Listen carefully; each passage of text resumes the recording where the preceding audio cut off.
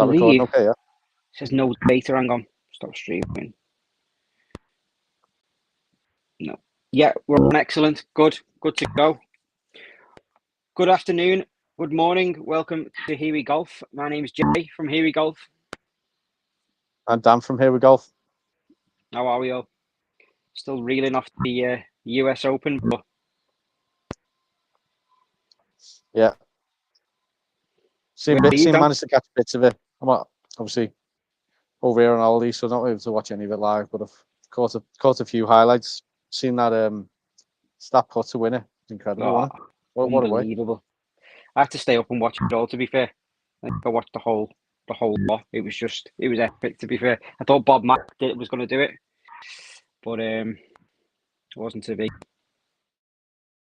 He's really impressed with his reaction as well when he held that putt. I mean, yeah. I suppose you could have it reacting any other way, could you? It was just one of them moments, wasn't it?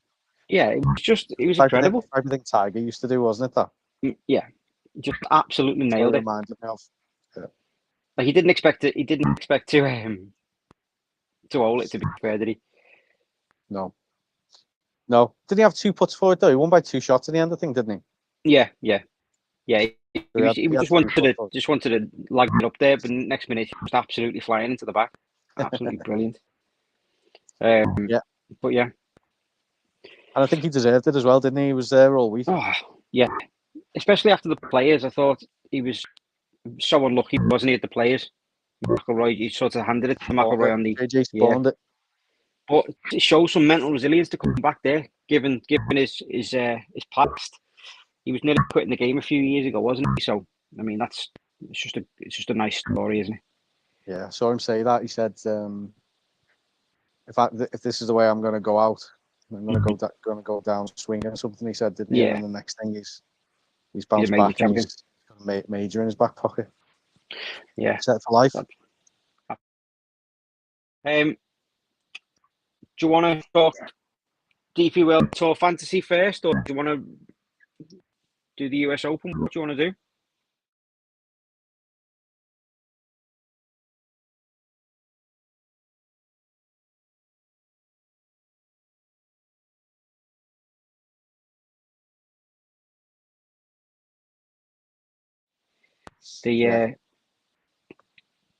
I mean, it was always going to be. But from what I saw, it was just a complete slog. Yeah, it was. If you missed the rough, if you missed the fairway, sorry, you were in the rough. It was just you're not getting out. Especially when the rain came, it was a bit. It was just so difficult. I felt for the players. I felt for what's his name? Sam Burns. Like he was so unlucky there. Yeah. I don't know whether you've seen the drop issue. Yeah, he had standing water and he wasn't allowed relief or something. It was like in a cat ball. The ball was literally in loads of water. He was stood. Where he was stood was a tiny bit higher, so the water wasn't as bad. So the real officials were just like, "No, you're not having a drop." And he was like, "I need a second opinion here." They came over and said, "No, you're not having a drop." He hit the ball and obviously he fatted it because he was playing a splash shot out of water. It's just really harsh on the final day of a major championship when you were leading, and that obviously just got in his head and he just capitulated from there. He'll come back though. This last few months he started showing a bit again because he was one of them who burst onto the scene and he's had a couple of quiet years. Yeah.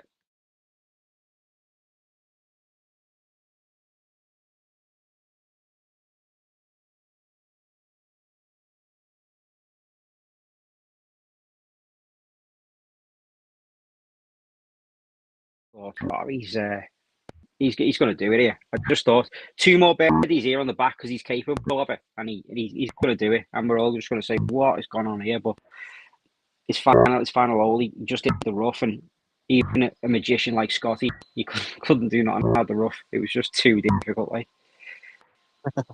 class tournament, Bob Mack to shoot that in the final round of the US Open at Oakmont was just ridiculous. Like props to him. He beat the course both days on the weekend, 69, 68. 68 on the final day. Same with John Rahm as well, from nowhere. to 67. Yeah. And Rory as well. We wrote him off before this tournament, didn't we? Shot to 67 You know what? on the last day. I genuinely thought that he missed the cut because late on Friday I kind of didn't catch it. Yeah. Didn't catch up with the highlights on Saturday, and I thought he's gone here. Mm. And then I've seen, like, towards the end of the round on Saturday that he was there. Yeah. Genuinely thought he missed the cut, and then he's ended up finishing with the top 20 in the end. I know. 67 on Sunday. Unbelievable round of golf, especially in that rain and the conditions. The greens were slower though, so they slow right down. You can actually land them on the greens, but still didn't take from the fact that the rough was wet. Yeah. Your ball was going in. The ball wasn't coming out. They looked like amateurs. I wouldn't have enjoyed playing that myself. I reckon I would have shot 200 around there easily. Yeah, definitely. Well, based on the way I played today, let me just show you where I played today.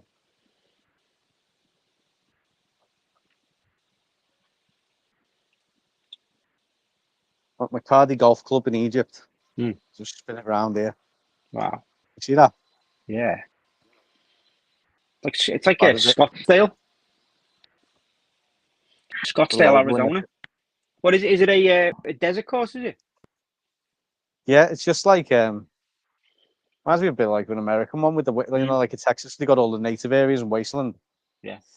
You have fairways, bit of rough, and then you're in the wasteland, and it's just, and it's not like playing out of a bunker. It's like nothing I've ever played out before. Like, remember them old footy pitches you used to get before AstroTurf was the thing, and like the gravel, like that. No way. You've got to hit it, like pick it off the top clean. They made me look stupid a few times. That's class.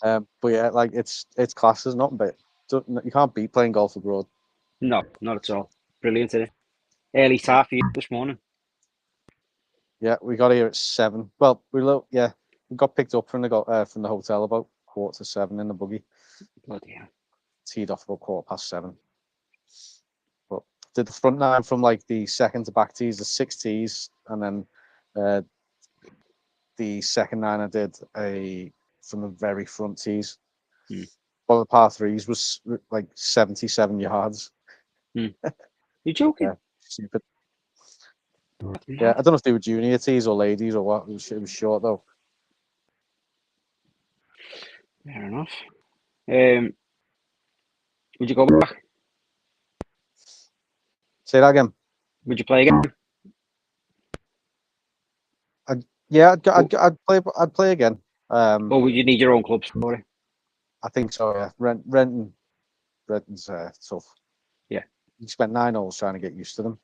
Yeah, exactly. It's not your club. You've got no time to practice with them, and I don't think there's a range here. Lost you there. You're back.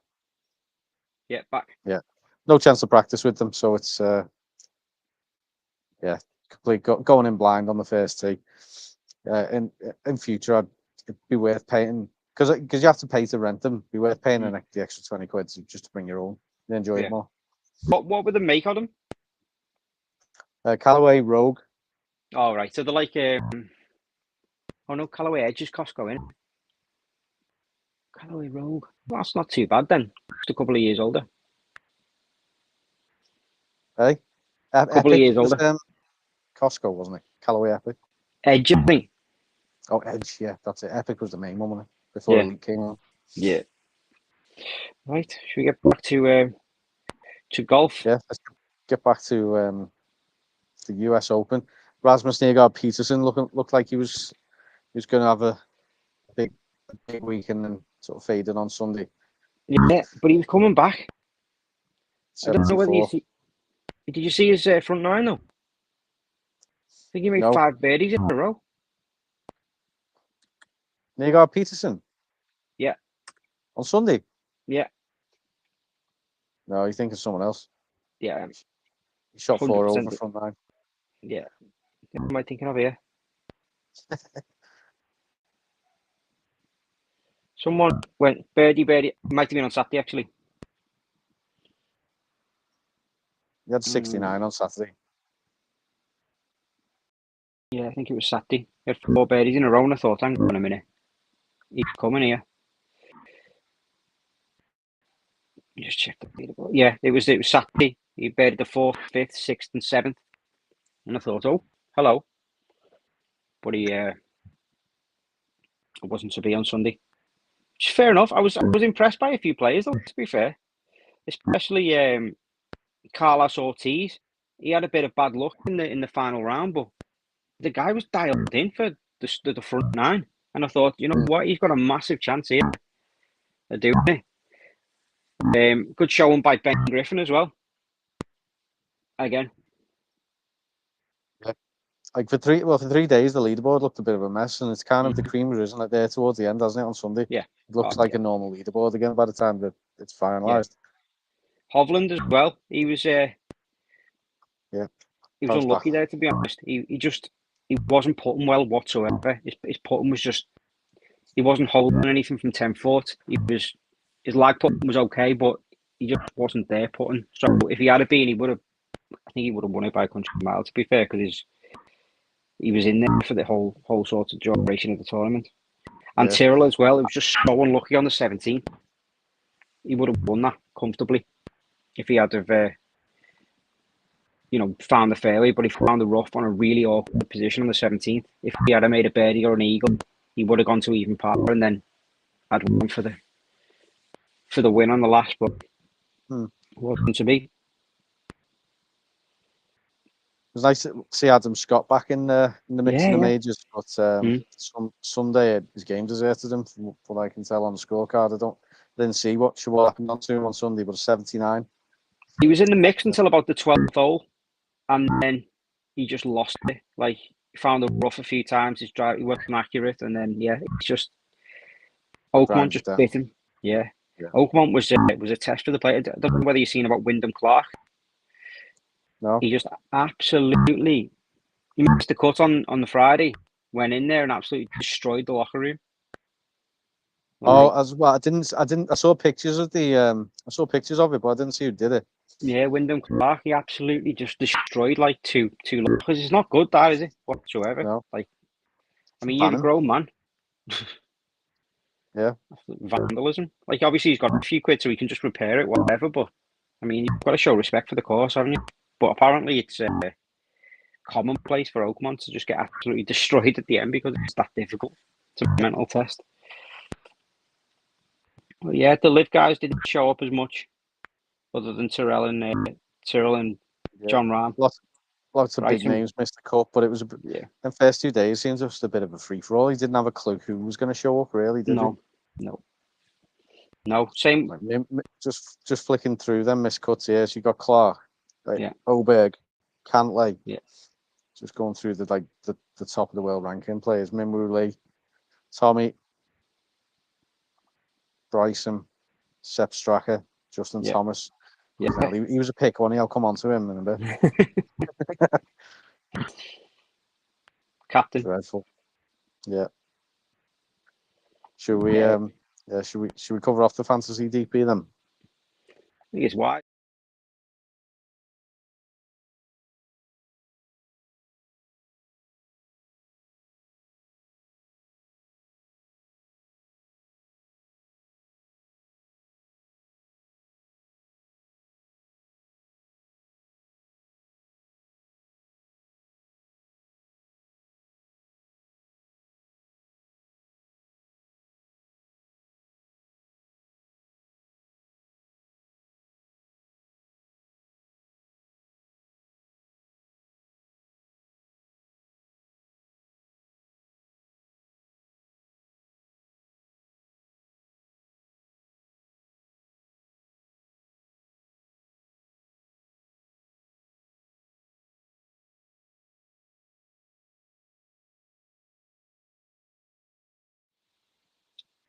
Because the DP World Tour is now taking a week off after the US Open. I've just got my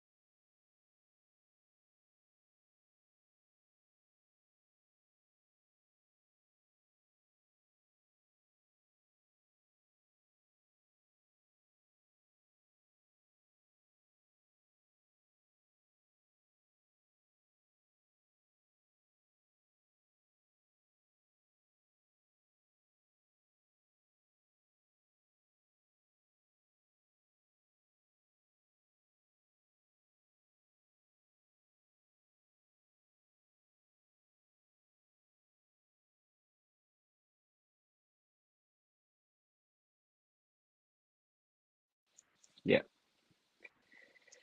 So in the Masters, when he finished 4th, yeah, he got 304 points. There you go. A lot less birdies this week. Mm. So while he's finished okay, I still think there's probably more points on offer for him at the Scottish Open than the Open. So still Definitely. standing by me holding them big guns back. No, yeah, I agree. I think it's a good pick. I really do. I'm hoping I've Just obviously taken quite a few steps back this last few weeks, and I'm hoping I'll be able to make that ground up again in the next half of the season. I don't think you've taken any steps back. I think you fell off a cliff. Back.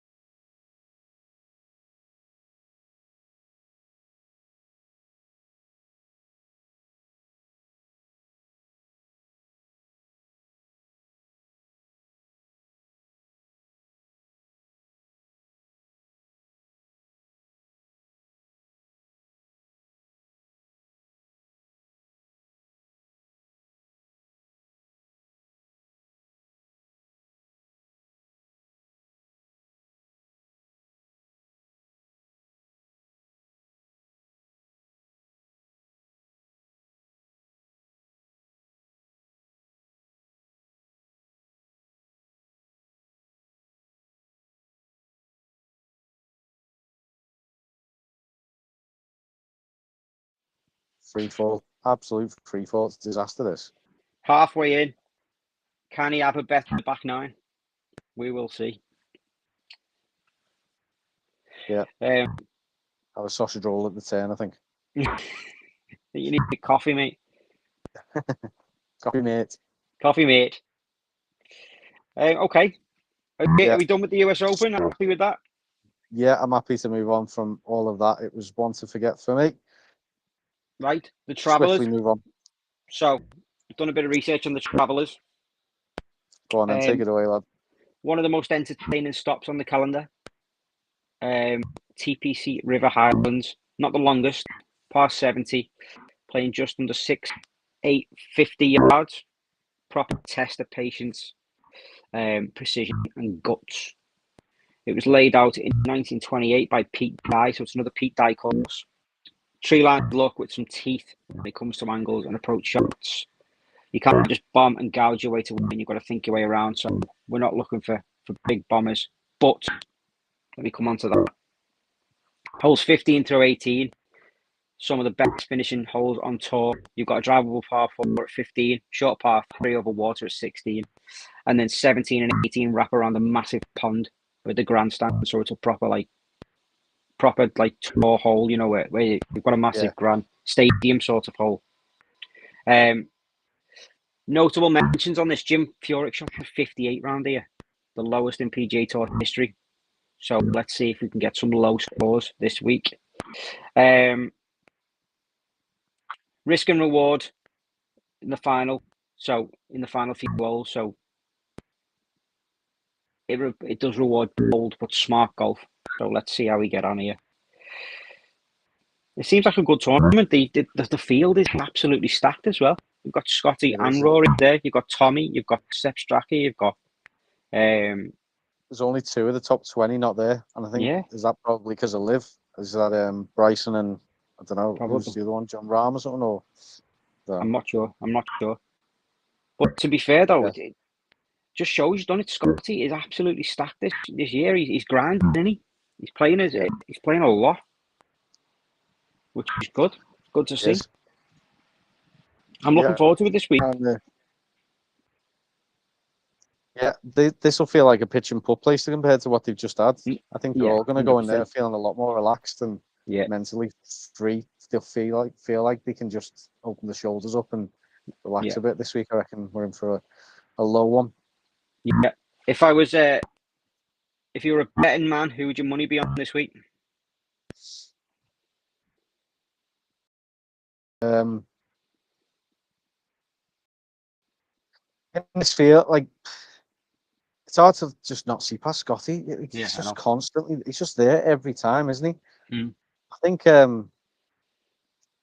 biased, but I think Tommy and Minwoo Lee have got the potential to do well in a course like this as well. Yeah, no, I totally agree. I think it's just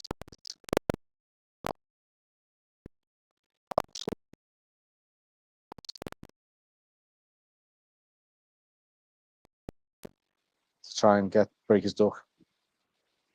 Yeah, no, I think he's it was one of my picks for the week. I think he's a good pick, but again, Scotty, I can't see past Scotty again. He's played some really rubbish golf this week. He's been quite vocal on the tee at the US Open about how bad he's striking the ball and his driving wasn't there, but he still finished top 8. It's ridiculous. Yeah. Rory might show a bit this week. As well. Smashing up tee boxes and yeah. How do you feel? Xander Schauffele played well though. He despite his rib injury and stuff, it seems like he's coming back to last year's form. So I think he's in the mix this week. But I think Scheffler for me is the one. It's a good top 5 in the world, that isn't it? Yeah. Scheffler, McIlroy, Schauffele, Morikawa, Thomas. Getting back to the good days, isn't it? Yeah, it's starting to get a bit more competitive. In behind Scotty, but he doesn't win every week, does he? He's not quite Tiger-esque there yet, but he's no one's for catching him in the world rankings. No, my prediction was poor, really, about McIlroy. I just thought he'd have a bit better, but just needed to swing both ways. Like McIlroy needed a good year, and just Scotty had to drop off. Yeah, it's not happened, has it? Scotty's just been relentless. Yeah, but yeah.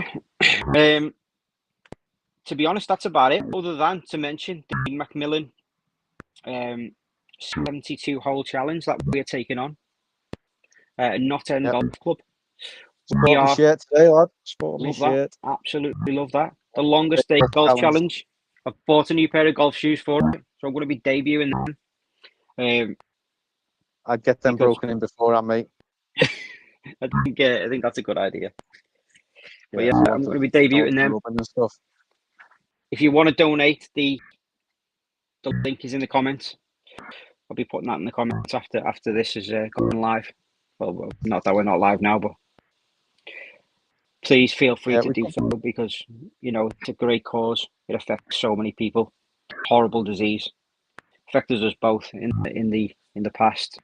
So yeah, get donating and let's make some serious money from Macmillan. Yep, that'll be 30th of July. So we've still got about 6 weeks to get in shape and get ready, get them shoes broken in. Let's get up Snowdon.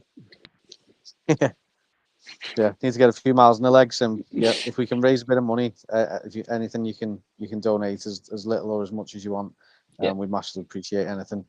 All goes to this really worthy cause, Macmillan. I don't know anyone who hasn't sort of been indirectly at least affected by this. Everyone knows someone, or you know what I mean. It's like it's just so common, and just if we keep raising money into sort of research and the aftercare and stuff like that to try and make people's lives a bit better, then I think we're doing a good thing. So yeah, if you can support us in that, we appreciate it. The 72. I told the guys in work the other day that I was doing this, and they said, "What, you're just playing golf for a day?" As if like it wasn't a challenge. So we're just trying to emphasize the fact that 4 rounds of golf in a day is 20 miles. Plus the physical toll on your body of swinging that golf club, which, given the way I played today, is probably going to be about over 300 times. That it puts a bit on your body, like just a little bit, like just the 16 hours of walking might do a bit. It's a marathon, isn't it? It's gonna be a slog. Yeah, it's gonna be a slog. Watch me go to sleep on the 18th, like that time when we went to donate. Say that again. Yeah, please donate. No, I was just chatting waffles, to be honest.